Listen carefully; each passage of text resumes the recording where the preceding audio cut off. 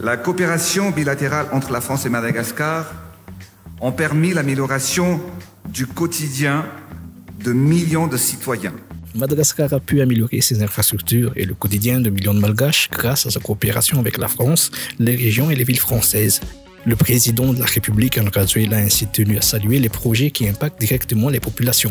Il a évoqué le projet Lalanquil qui a permis la réhabilitation de 98 km de ruelles dans la capitale et ses environs, mais aussi de construire de nombreuses infrastructures de voirie et d'assainissement. Il a également parlé du projet qui a permis de nettoyer le canal Anjiantan qui déborde dans les quartiers durant la saison des pluies, autant de projets soutenus par la coopération française.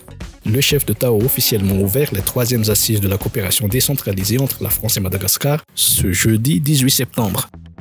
Renforcer la gouvernance locale, c'est donc renforcer la capacité de résilience de nos régions et communes et assurer la sécurité et le bien-être de nos populations. Dans ce contexte où les défis mondiaux exigent de réponses locales efficaces, il est essentiel de renforcer une coopération régionale et internationale structurée et coordonnée. La coopération bilatérale entre la France et Madagascar ont permis l'amélioration du quotidien de millions de citoyens. Entre autres, je vais citer quelques projets.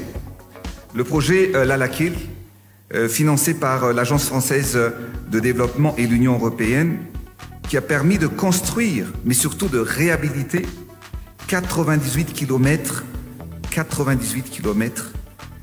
de ruelles dans la commune urbaine d'Antananarive et 25 communes périphériques, incluant des passerelles, des escaliers et assainissement. Mais aussi le projet a bâti plus de 900 infrastructures, notamment des lampadaires pour éclairer les quartiers dans les villes les plus enclavées, ou encore la construction de plus de 115 blocs sanitaires, lavoirs et bornes fontaines confondus, et des infrastructures destinées aux jeunes, comme des bibliothèques, des espaces verts, et également des terrains de basket. Le programme d'appui et de développement des villes équilibrées, ou PADEV, dans sa 2e phase, touche 6 grandes villes, à savoir Antananarive, Majunga, Mahajang, Tuamas, Nantsirabe, Finaratsu et Tuliar. Le projet met en place des infrastructures et des services urbains adaptés.